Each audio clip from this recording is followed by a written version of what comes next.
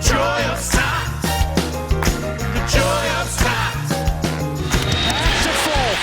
Red Sox fans have longed to hear it. The Boston Red Sox are world champions. 2004 was an amazing season for Boston Red Sox fans.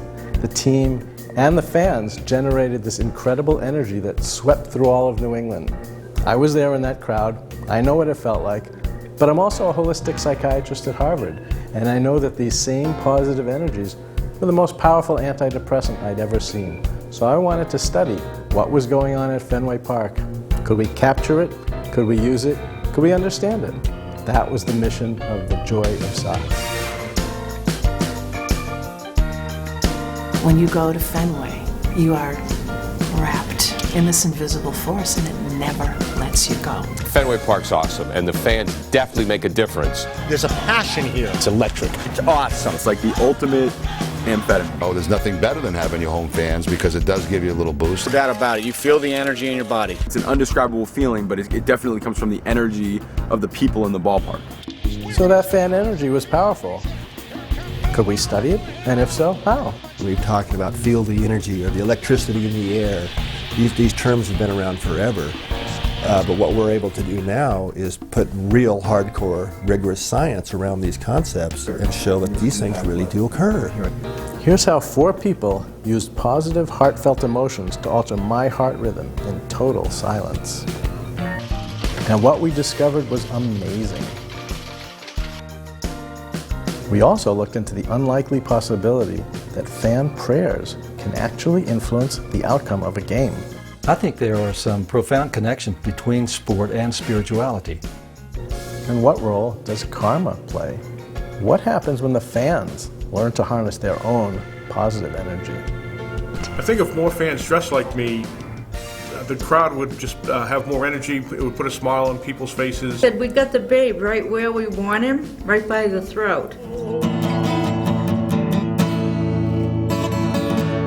And they're still looking good.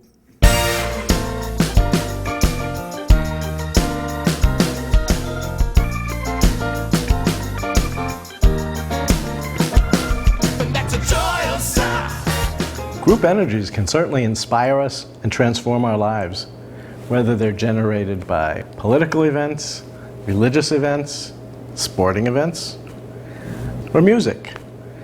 All of those activities connect us to the source of these energies, but why are they so contagious, so irresistible? It certainly feels like there's an invisible force at work, but that's just a fantasy, right? Well, it turns out there's a science of invisible energies. It sounds weird, but it's got solid foundation behind it. A lot of exciting new research on subtle energies and the nature of the human mind. Over 200 years ago, Franz Mesmer studied an invisible healing force he called animal magnetism. His ideas were too unconventional for that era's medical establishment, though they formed the basis for modern clinical hypnosis. More recently, a series of post-war comic books explored similar invisible, if harmful, forces, death rays and anti-gravity machines. The descendants of weird science now perform leading-edge research on the nature of consciousness, research which suggests that these invisible forces may be very real. To learn more about group energies, our case study will be the Boston Red Sox baseball team. It could just as easily be the New York Yankees, the World Cup soccer tournament, the Shrine at Lourdes, or the concert at Woodstock. Each of us has a favorite memory of an unforgettable group experience, the palpable energy in the room, the spine-tingling excitement. But their intangible nature is so tantalizing that we struggle to make sense of them. To better understand this universal phenomenon, Dr. Leskowitz met people who speak many languages, from Tibetan to quantum physics to metaphysics. He began his quest at the Institute of Noetic Sciences, which astronaut Edgar Mitchell founded in 1973 to study the mystical or noetic experience he had while on a spacewalk, looking back at planet Earth. Chief scientist Dr. Dean Radin's methods are innovative and a bit weird. He conducts his research inside a locked bank vault. What is mind? What is matter? What is the relationship between mind and matter? and does it matter? Why are we in this special room? The reason it's in this room is because the room itself is actually sitting on a vibration mat. So it is isolated from the floor itself. It weighs 2,000 pounds. So when you do an optics experiment, you want it on an extremely stable surface. He uses high-tech equipment to see whether meditation can affect laser beams. Take a laser and you simply shine it on a mirror and you look at its reflection. You're going to end up with this glow. The reason why it's a nice soft glow is because it's going through a lens, which diffuses it a little bit, and it produces this pattern. So the reason this is interesting is to see what happens if you put your mind where my hand is right now, and will that change the interference pattern? That's what the experiment is set up to look for. So the extension of the question is, if mind and matter interact, then where is the limit of that interaction? And a way to study this is to look at the role of attention and intention on the physical world, is to see how far out of your head your mind can go. So here we are in another kind of laboratory, a place where group energies are so strong that they can affect the outcome of a baseball game, and they can be detected by a computer. The reason these energies are so strong is because Red Sox fans feel so strongly about the Red Sox. And that affection creates a very powerful energy that enhances team chemistry and helps the players get into the zone of peak performance. We've come a long way from the days in 1972 when we had no language. Now at least we can acknowledge the zone. But you know, there are hundreds of kinds of zone, and there are thousands of capacities. It's a much bigger venture than we realized. There are guys that they forget about yesterday, and they don't see anything but what's immediately in front of them. Like once I get to Fenway and I see the fans cheering and hey, we got your back, and probably we're gonna roll with you all the way to the end and this and that. That's put me in a whole totally different mood. The fan base is like a pumping process in a coherent system. So the energy is converted then, and it lifts the energetic state, we'll call it, of the player. You feel the energy, no doubt about it. You feel the energy in your body. It's inspiring, and it's an undescribable feeling, but it definitely comes from the energy of the people in the ballpark. If they're in a coherent mode, then it lifts them to a higher level, and as they cascade down to their ground state, then there's huge energy outputs. What does that fan energy feel like? Can you actually feel it? Oh yeah. Oh yeah. You don't like when I'm walking from on deck to the play. Right. When we're playing here at Fenway especially, I feel like I'm walking with a whole bunch of group of people behind me. I don't feel like I'm walking solo out there. And it feels great though. It's like, you solo, look at me. Right, you know what I'm saying? I got all this right behind me, so very nice. It feels good though. It feels good. I appreciate the love from the fans here, man. When the heart is beating out what we call a coherent message or a coherent rhythm, that sends signals to the brain that increase the brain's ability to synchronize its own electrical activity, which facilitates many different aspects of brain function. That invigorate them, and they do things they don't normally expect that they can do. The great founding genius of modern psychical research, a man named Frederick Myers, he invented the word telepathy. The first person in the English language, they say, started using the word supernormal in this sense. You know, you have the ability to feel what other people are feeling. You know, even at times, you know, when you're in the zone, so to speak, out on the field, you can actually tell what the hitter wants to do and what he doesn't want to do. I mean, we all have that capability. We all have that sense. You know, people call it ESP or whatever they call it, but you know, you have that extra sense sometimes where it's the feeling in the gut or the feeling, you know, the voice in the back of your head that's telling you what's going on. And so if we in the stands can get into that frame of mind, it's contagious and it will affect the players. If we can help them get in the zone, they'll play better, and who knows what the outcome will be. Bill Lee, is it that simple? According to George Clinton of the Funkadelics, yes it is. Good thoughts bear forth good fruit. Bad thoughts rot your meat. And the same thing happens to musicians. If you don't feel like the audience is with you, it's very, very hard to then get into that flow place. Absolutely. That is so key. Audience energy and how it affects the musicians. You can't underestimate how much of a difference it makes. They're feeding you energy, and it allows you to do more and to go deeper into the zone. Well, the bottom line is that nobody knows. Nobody knows how to explain this.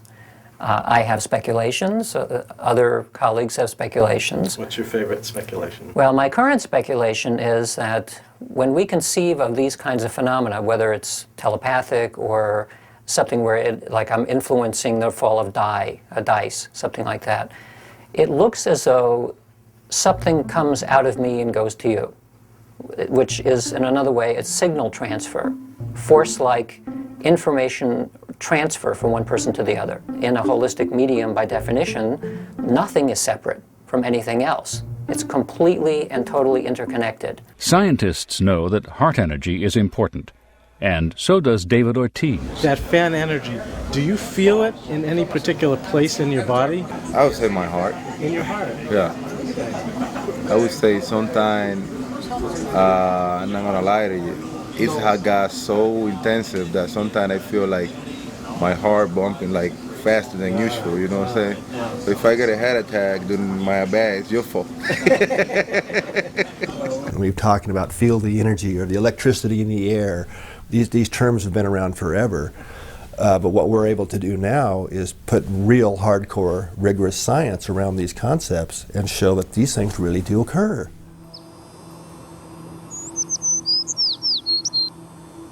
Today I'm going to be the guinea pig. We've got a demonstration set up at the HeartMath Institute to illustrate the ways that human energy fields can influence other people who are the focus of their attention. I'm going to be connected up to this computer that will measure my own heart rate and assess whether I independently can get into this rhythm of heart coherence. But at some point I will be joined by a group of people who are skilled at entering this state, and we'll test whether there's a group field effect that begins to influence me once they enter the room by watching what happens to my recordings on the monitor. I'll be blind though, because I'll be wearing these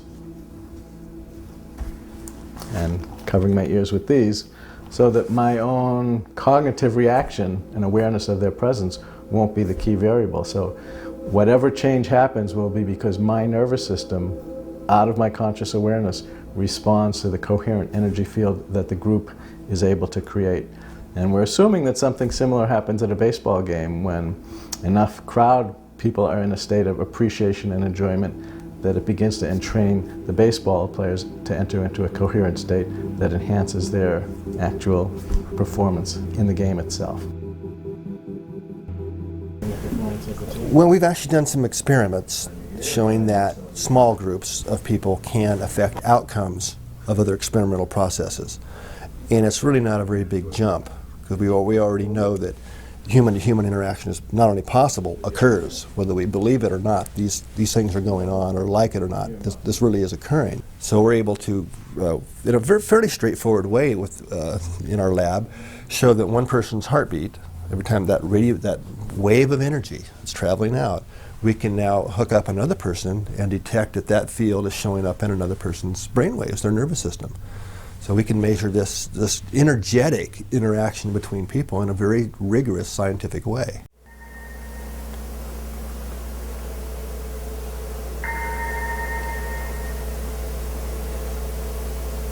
And so we can see now that he's 100% incoherent.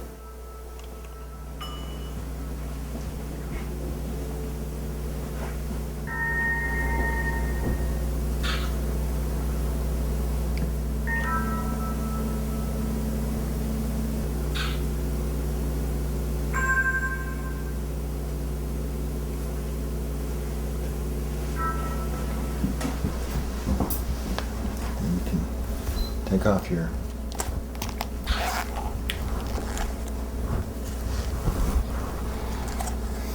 How'd I do? Your earplugs, yeah. How'd I do? The experiment actually worked. Really? It really did. Yeah. So, thanks, guys. Whoa. Yeah. Well, this is the, I don't know if we have it all on film or not. Better. This is the whole section here where you were by yourself. Okay. And then they came in about right in here. Okay. And then Whoa, something happened. And then I signaled them to shift into the coherent state and send you positive intention. And then we see the heat right after that. He indeed shifted into this is a very profound shift in terms of what's going on inside of his body. And this is what we call coherence. So this is really an optimal state. And now Rick's own energetic field, the magnetic field of the heart, is also much more coherent now when he's in this state. And we see that shift down here. We're tracking his coherence level. Here it went up and down some. Again, he was trying to be coherent. Here's where the group came into the room and waited a little bit, and then they shifted into coherence right in here. And then we see that dramatic increase in Rick's coherence. First step was showing that yes, the signal is detected. It gets there. The more intriguing thing is we've been able to show that the information contained on those fields or modulated in those fields is different depending on the emotional state that we're in. And it has a direct mathematical correlation back to our heart's rhythmic patterns. Therefore, if we're in a appreciative state, we're really caring or appreciating or passionate in a positive way, that literally informs the patterns of these magnetic waves. If we're in a negative state, we're upset and angry or frustrated, well, that also informs the waves, but in a very different pattern. You definitely want to have positivity going on around you, and the result of things that you go for is just going to be totally different, but the way you want it. Well, I guess the key question for me is, when I'm in this state, can I hit a curveball? Because we've done experiments that show that when you're in a coherent state, your reaction times are quite a bit faster. Wow. It's about 37 milliseconds in fact, which is the equivalent of 10 miles an hour difference in a pitch. So in other words, if a pitcher threw a ball at 90 miles an hour and you were in a coherent state, you would perceive it like it was 80. That's the difference that could make the difference. And fans can harness the power of their own positive emotions to create one huge energy field that entrains the players. Maybe someday we'll have pre-game heart coherence meditation for everyone. Fans become powerful tuning forks, getting their team to vibrate in resonance. Team chemistry comes from this entrainment of heart energy, from all the teammates resonating in sync. And the issue is that it is to contribute the best you can to the whole. And in general, one member needs to be we'll call it the metronome, in the sense of one beat. If you entrain to one individual, and it could be a different individual for different games, but then the entrainment becomes simpler. But when they're entrained, now their inner emotional states and their inner abilities, which really have kind of a vectorial quality, which means it has a magnitude and it has a phase angle, then the phase angles can all come to the same level. So there's no phase difference between them, and therefore you have coherence. And as you know, when you have coherence, then you get the square of the sum rather than the sum of the squares as the effect. And that's why teams really playing as a harmonious coupled team can do remarkable things compared to them playing as individuals. That plank of wood redistributed energy from the out-of-phase metronomes. In the same way, team chemistry interconnects and rebalances all the players. Mother Nature knows all about team chemistry. The lateral lines of these fish are exquisitely sensitive to electromagnetic fields. Morphic fields are the underlying basis of organized patterns of activity in nature, according to the theory I put forward. When it comes to groups of animals, then I would say that a group of animals, like a flock of birds or a school of fish, has a field around the whole group. just as a magnet has a field around the magnet, and when you sprinkle iron filings there, they take up patterns according to the field, which is otherwise invisible. So a flock of birds or a group of animals or school of fish would have a field of the whole group. A team of ball players? A team of players, yes, would have a field for the whole team. They're all interrelated through this field. Changes in one can affect the others. Of course, they can see each other, they can hear each other, but this field doesn't depend just on the normal senses. It works over and above them. New evidence suggests that proteins found in the human eye can also detect these fields. That 2014 was one in a million in terms of chemistry, in my opinion. And I'm not sure that you'd want to build your team around those guys because they were a little too irreverent, a little too loose. And as you've seen, one by one, they're all gone now. But I think that was just a lightning in a bottle kind of season. That group cared about each other, and that group really, truly did. Pulled for each other, felt each other's pain, felt each other's success. And it was truly a group that I don't think will be around for a long time. And it's rare, I think, to find a team whose chemistry is completely in sync. It's very rare, especially with a baseball team when you have so many players and so many individual players. But I think when you do that, it just gives you a huge advantage. The stuff that makes the energy start to happen is friendship, and trust and just knowing each other. That energy is much easier to find with a band if we've all been hanging out together off stage. You can tell a group that's been playing together a lot because they sort of move together, and they, when the music breathes, they breathe, and they all sort of have this sort of, it's almost as though they're a single organism all just moving together, and it's just an incredibly beautiful thing. It takes effort. I mean, it's not, a lot of guys, it's easy to go home and just lay on the couch, but if you can get up and have some lunch together, talk the game together after the game, it was truly a remarkable thing to come together that quick. Baseball kind of has this funny history where we tear each other down till there's really nothing left, and nobody is walking around bigger than anybody else, or at least that's the attempt. Of course, we also wanted to hear from the skeptics. Baseball is an individualistic game that just happens to be played by a bunch of guys that really never come in contact until they don't talk and run at each other. I used to fight with Fisk all the time. We had a lot of toughness, but when guys don't like each other, you don't want to see him showing you up. In the baseball analysis world, people talk about what they can measure, and they can't measure these intangibles. Give me Babe Ruth over a Kumbaya clubhouse any day of the week. Any day of the week. What we try to do is measure the tangibles, and then the intangibles are everything else. That's one way to figure out how important they are. I'll tell you something. There were a lot of teams that fought and won. And I tell you, that team chemistry, I think, is way overrated. Obviously, the skill of the players is probably the most important thing, and I don't think a really bad team, even if they had lots of supporters, are going to sort of win the game. But if it's evenly balanced, this kind of thing may well have an effect on these things that everyone has words for but can't define, like morale or team spirit or sense of purpose and so on. I mean, all these things are very difficult to quantify, but they all seem to have a meaning. So in 2004, when you had such strong team chemistry, was that an accident? Was there some planning involved in setting that up, or how does that come about? Yeah, I think you try to plan for good team chemistry, but if that's your whole plan, you're in trouble.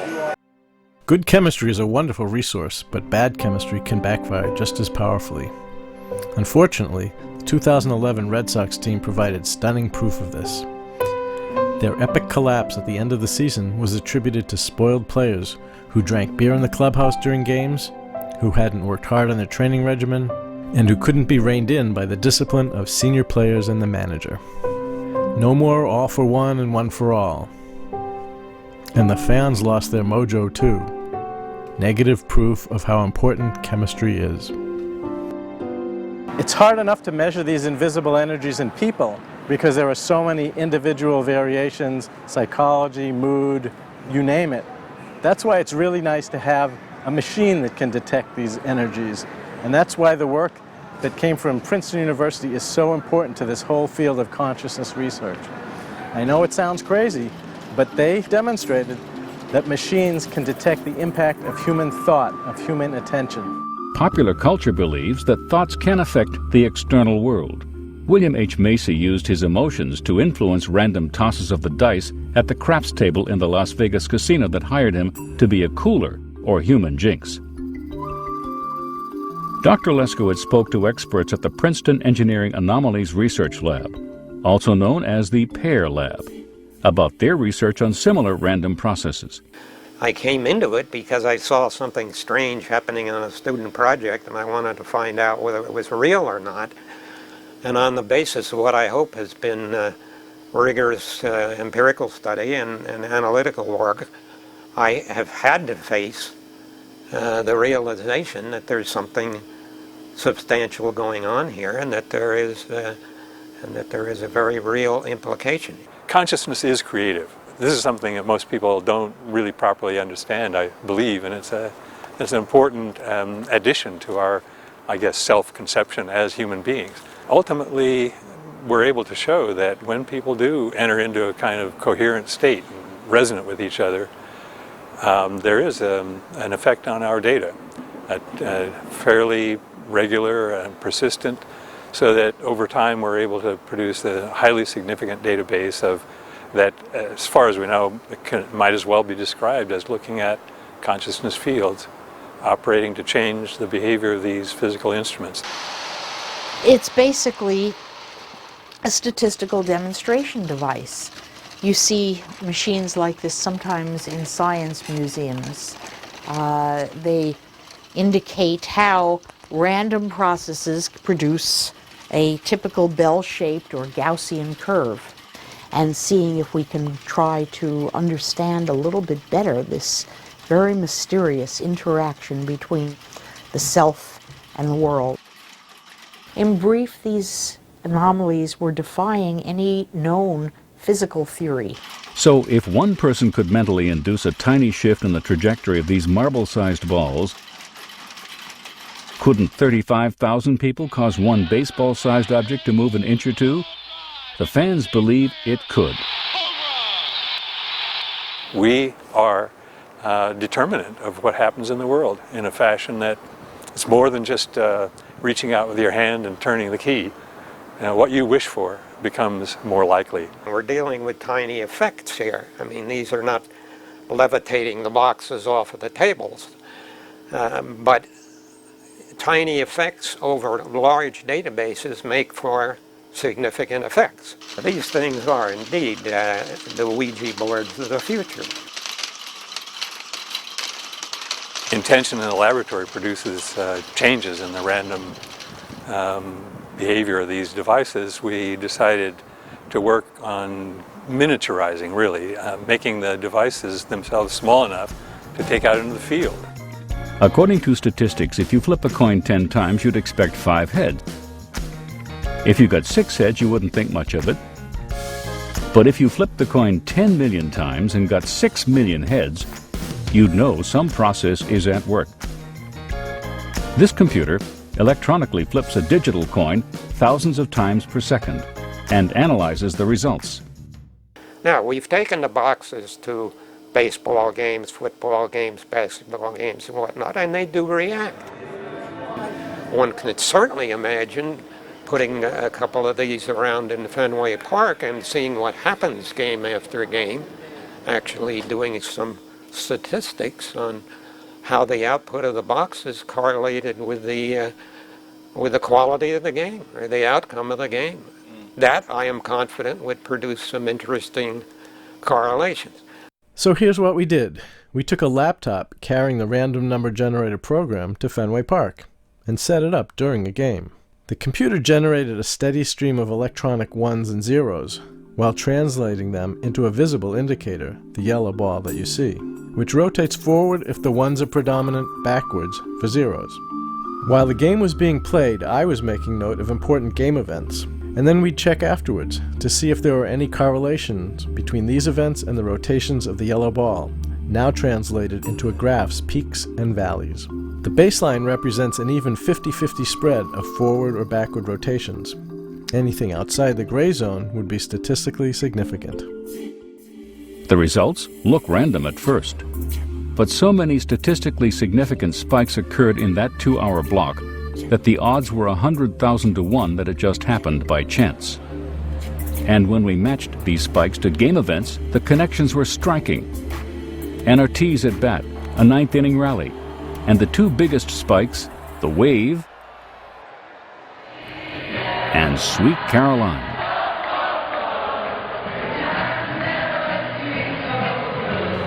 Music, movement, and heartfelt affection. Those are strong enough to affect the quantum level of reality. Maybe that's why places like this seem so alive. But is it the place or is it the people? We'll hear proponents from both sides, but first, those who feel the people are key.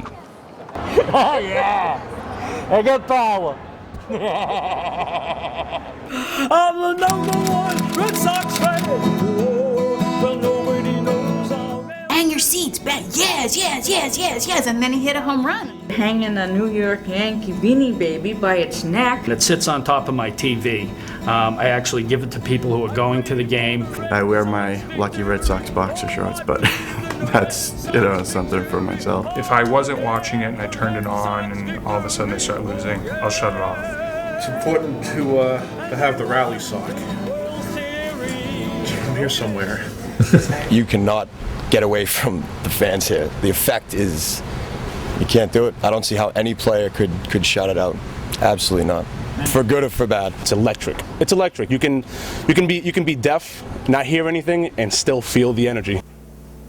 When the Red Sox take the field, you can just feel it because this place rumbles. I can start the wave without using my hands. They say it when I hear them say it on TV. Said if it wasn't for the fans, we wouldn't have pulled this one out tonight. And they're always looking up at the bleachers when they're saying the fans. Others feel that site itself has special qualities, that Fenway Park is a shrine, a sacred space. The word fan derives from the Latin fanaticus, the guardian spirit of a place. Much like Fenway, other places can generate this feeling of deep respect. Wimbledon, Carnegie Hall, Stonehenge, and the Cathedral of Notre Dame. The field holds our vibes, our hopes, our projections. It holds everything. It's sacred ground to us as a generation. It's just an awesome feeling when you come into Fenway. When you go to Fenway, you are wrapped in this invisible force, and it never lets you go. You can't come play for the Boston Red Sox and play in the oldest park in the country without it affecting you. The first time you walk into Fenway Park, it's an incredible feeling because it's so beautiful. It's a beautifully taken care of park. It's special. It's very special. It's awesome. It's kind of like a place to pray and worship, that's for sure. Because for all these years we've been praying and worshiping. I've definitely seen more people having religious experiences than in any church I've ever been in my life. I wouldn't go that far. I wouldn't say it's a religious experience because I like to think I'm a pretty religious person. But I will say this, other people think that way. Who knows what invested energy resides in Fenway Park? We don't know. I mean, and a lot of people feel this. And it's not just the noise. It's the key. It's emanating out. If we can believe all this evidence. If individuals truly intend for good things to happen there, they can condition that space so that it becomes a kind of sacred space. It will be quite reverential, in fact. There's no reason why one can't do that in a sports arena. It takes work. It takes practice. It takes sustaining the effort. I mean, sacred spaces in a religious setting didn't occur quickly.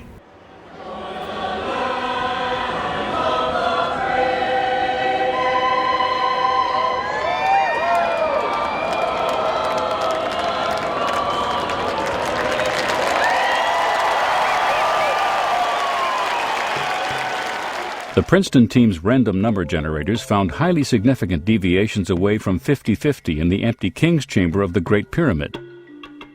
This marker of residual coherence had lingered for thousands of years. Dr. Leskowitz made similar measurements at an empty Fenway Park several hours before game time and in the off-season in the dead of winter. These preliminary results showed unexpectedly high levels of coherence even when Fenway was empty, with that coherence increasing as game time approached. It was as though Fenway Park had literally come to life. Of course, fans like to boo almost as much as they like to cheer, and that negative energy can be very powerful too. Even though this place is not very big, it's intimidating. You know, it's because everyone is so close to you that, you know, you feel like they're actually mad at you, you know, when they're booing. When things go bad, it can get ugly here, and your fans can get ugly. And there have been times, quite honestly, in my playing days where I prefer to play on the road than at home because we were not playing well, and we were not looking forward to coming home and playing. Boston's tradition of negativity began with the curse of the Bambino. Here's how it started. Without getting occult or mystical, you can say that the expectancy in the mind, the amazing stream, decades of wondrous aspiration the Red Sox fans have had ever since this greatest of all sport tragedies, the sale of Babe Ruth to the Yankees.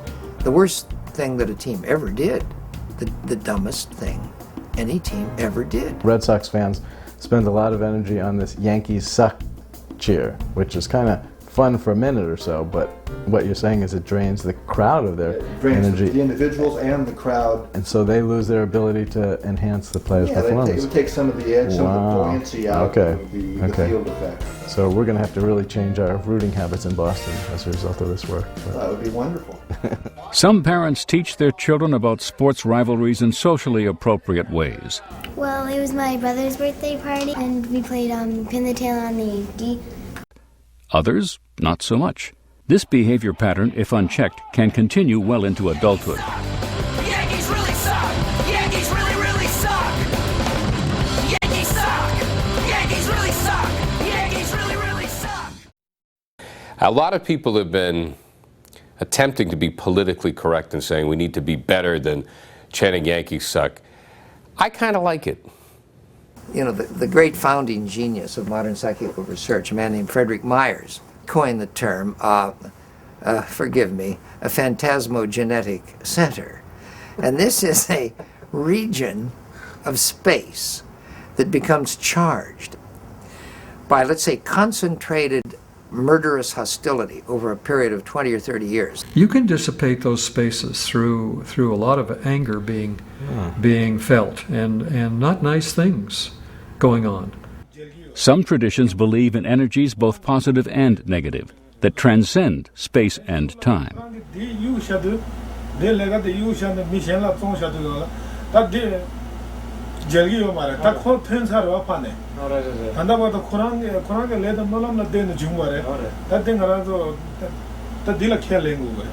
Could there actually be some spiritual dimension to this that we're not really acknowledging deeply enough? Well, I've been thinking about the effect of fans' prayers and thoughts and intentions on sports outcomes for a very long time. I grew up in Central Texas, where people on Friday nights had an obsession with high school football. And I will never forget my confusion in thinking that here in one locker room you have a team who's praying to God to let them just beat the daylights of these other guys who are in their locker rooms praying the same prayer to the same God. I was terribly confused. Everybody wants to create their own reality. Everybody wants to feel that they can influence their world outside. And for me, there are two different factors, or indeed three. But the two main ones are what is your focus and what is your force. In medicine, certain studies began to be done looking at the effects of people to use their intentions, their thoughts, their emotions, their attitudes, and their prayers to try to shape or change what is happening out there in the world. Many of these studies have been done in intensive care units. They've been done with people with severe illnesses such as advanced AIDS and a variety of other conditions.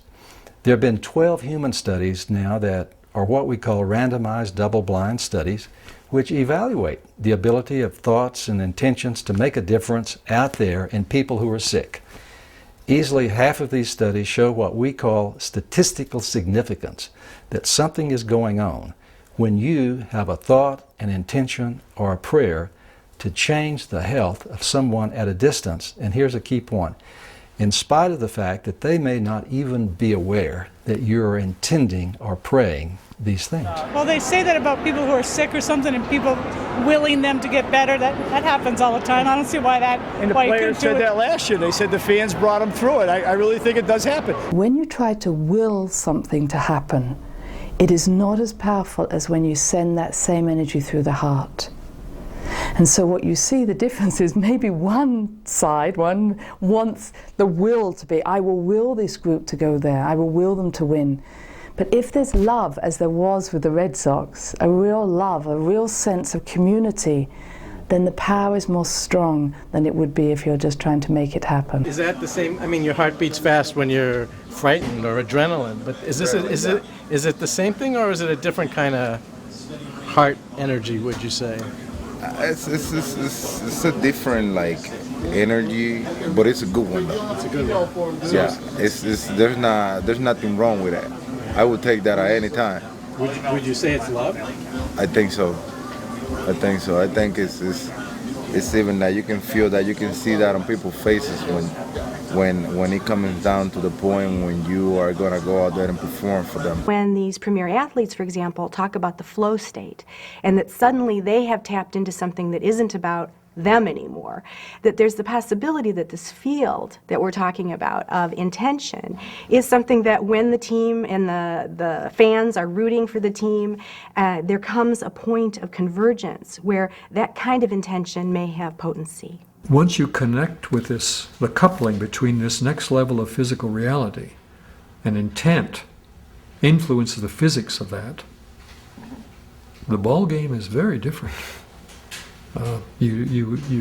Effects occur you can't imagine from today's establishment science.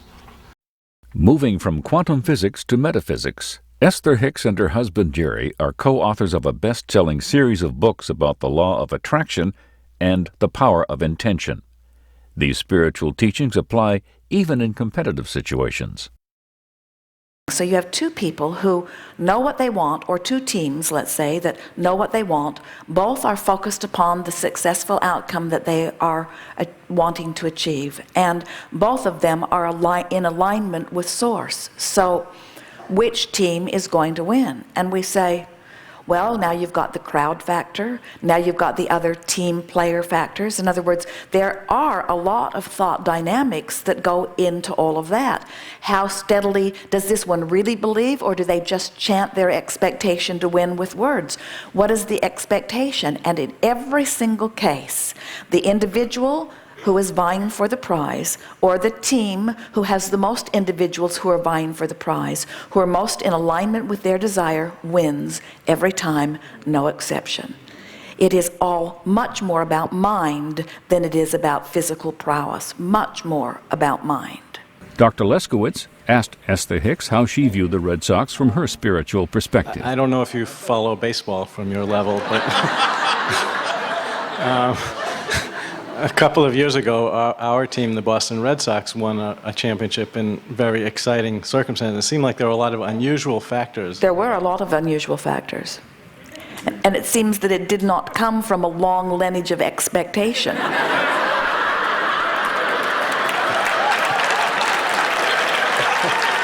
That's correct. But you know what it speaks to? It speaks to the understanding that whenever you know what you don't want, you know more clearly what you do want. And so isn't it possible that year after year after year after year after year after year after year after year after year after year, how long have we got? Year after year after year after year after year of not winning, that the desire to win, the desire to win, the desire to win, the desire to win, and so you get that stream moving pretty fast. And then when something happens and so you would know more clearly the sort of commentary, because you know there could be one person in a company or one person in a family or one person on a team who identifies a clear desire and lines up with it, that comes into such alignment with the energy of the desire that they influence the others into that alignment. That's what the power of influence is. He just created a Game 5 for the Boston Red Sox. So now we can train fans to create the biggest possible home field advantage by using Eastern mysticism and New Age techniques. Step number 1, release your doubts by balancing your brain. Alternately tapping each side of your body will balance the brain's 2 hemispheres. Even though I have second thoughts about this pitcher we're facing tonight, I really love the Red Sox. Even though we always have trouble against this guy, I choose peace of mind. Breathing in through the heart, out through the heart.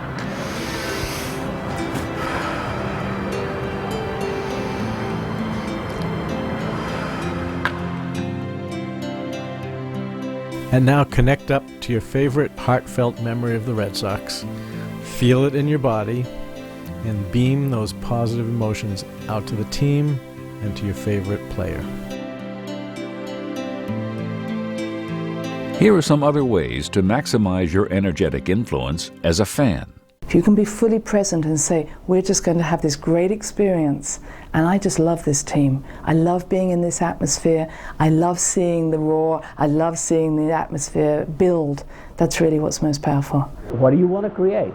Not what do you want to get rid of. What do you want to create? You want to create a positive atmosphere, happy atmosphere, and a positive outcome, winning the game. Energy travels in a figure-8 movement to other people. If you want to send energy, you can make a figure-8 just like this, and it'll literally continue to travel. If you're feeling really good, send that energy in that way. It's like a prayer for a child or grandchild of yours that you would wish, you'd intend that they develop the highest aspects that are in themselves. When I pray for my sports team, I pray a different way. I simply pray, may the best outcome prevail here. It's rather like, may the best team win, except it goes beyond that. It appeals to a higher wisdom. I'm putting the outcome of this sporting contest in the hands of a wisdom that is greater than my own. But I will let a higher wisdom direct the outcome and not pray for victory for my team specifically, because it really makes me uncomfortable to pray for the defeat of somebody else's team. Become the celebratory you that is going to leave that game and be celebrating and feel what it feels like to celebrate, especially with a group of people around you. You are more likely to influence the game than you would if you are sitting there saying, I hope it will happen, but I'm not sure. Another thing you can do if you feel like you're off or you're starting to feel negative and oh no, the team isn't doing the right thing, you want to get your energy on board again. And a very simple way is to literally take a deep breath in and bring your energy up to your bottom lip and think a positive thought and send it out. There are a variety of techniques for moving energy from team member, one member to another, and one can learn, you can get energy field connections between people. And when you do that, you enhance the connectivity between them so that they will play more coherently together, so that there would be more constructive interference rather than destructive interference in their actions. Watch how audience emotions, even silent ones, affect muscle strength in these subjects. And for the first thing is I'm going to ask you to simply think about something, not having to do with Leslie or Carol, but something that bothers you, something that's troubling, something that upsets you. Just bring that to mind. Okay, that's enough. Stop. Okay. Okay. Now think of something that really makes you happy, someone you love, something you love to do, someplace you love to be. Okay? Okay. There. So Carol and Leslie, as promised, you now have it. Hang around really happy people. Looks like our friend was right about the power of the fans. Oh yeah! I got power! Acupuncture and Reiki are two popular therapies based on these energies. Dr. Leskowitz uses a related technique called energy psychology in his work at Spaulding Rehabilitation Hospital, a teaching hospital of Harvard Medical School. And a few savvy players are using energy techniques to dissolve negative emotions and enhance their performance. Jorge Reyes trying to relax himself. I don't know what that's, acupuncture, acupressure, or just a nervous freshman trying to calm himself and stay focused. Some of the hardest part of the College World Series is waiting to play, waiting to pitch. Remember, these are the last two teams to take the field here. That freshman had to wait around and see a lot of baseball before he got to take the mound, and right now he's trying to be calmed down by the guys. Well, whatever works. Do you mind demonstrating the tap? Awkward, but yeah, it's yeah, it's you just kind of tap on different spots. You tap the forehead, the side of the eye, the lips, collarbone, and just kind of there's a bunch of different techniques to do. But it's just kind of it could be anything from 5-10 minutes worth of tapping and talking about it, or you can go for hours. When you're home, you're getting positive energy from the fans, and you're on the road, it's kind of a negative energy. And the anxiety gets to you. Just getting the negative thoughts out and kind of erasing them, and then putting the positive feedback in there. So I think that's kind of the thing. We worked together, and I felt nothing. I still kind of felt weird. As far as the negative side of it, but I went out there and had an awesome game. It was just like it just clicked. I had no clue how it happened, but that's energy and the centerness working. In the air to center field, sending Desmond Jennings back deep to center, back and gone. 2-run home run for Jared Saltalamacchia, his first home run of the season. Innovative but unproven therapies like Tong Ren combine all of these intangible elements to promote healing. Group energies, acupressure points, positive expectations and intentions, and non-local forces. But intentionality and subtle energies have more important applications than just enhancing your team's home field advantage. If we could consciously recognize that a universal energy of life connects us all, we could transcend rivalries and end conflict, both within ourselves and across the globe. According to these thinkers,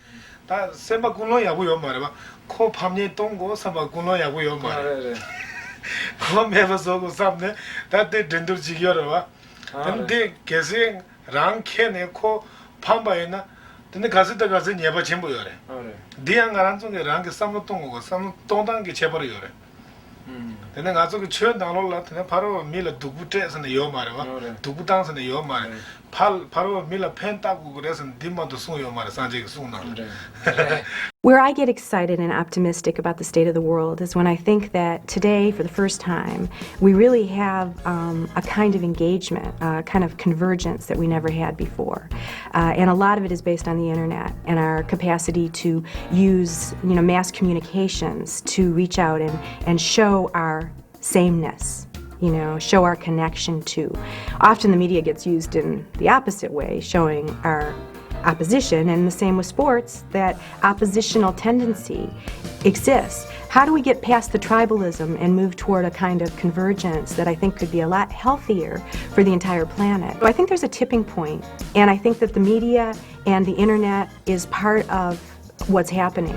And that is that there is goodwill and good people all over the planet working towards some kind of transformation that could mend the split that we see in all these kind of tribal conflicts. And with the increasing awareness of the usness rather than the themness, I think we can begin to transform the global situation. And there you have it. Those unforgettable experiences of group energy, they're now being validated by science. The intangibles can be measured by looking at such factors as the rhythm of the beating heart, the vibe of a sacred space, the resonance of positive emotions, and of course, the heartfelt energy of fans like you. So see what happens when you bring compassionate intention into your daily life. You'll give your home team a boost. You'll also help enhance your health, your happiness, and even the world at large. And you'll be thanking the Joy of Sox.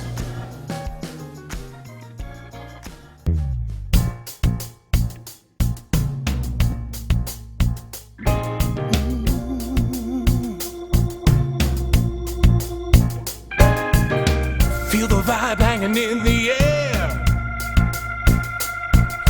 Can't reach out and touch it, but it's everywhere. It's at Fenway Park, game on the line. Fans take control with the power of the mind and use an invisible connection to change the score and the game's direction. Raise your voice, shout out loud, align your mind with the Fenway crowd. Let's go Sox, stop and clap it, intend to win, and you can make it happen. That's a Joy of Sox. Joy of Sox, intend to win. That's a Joy of Sox.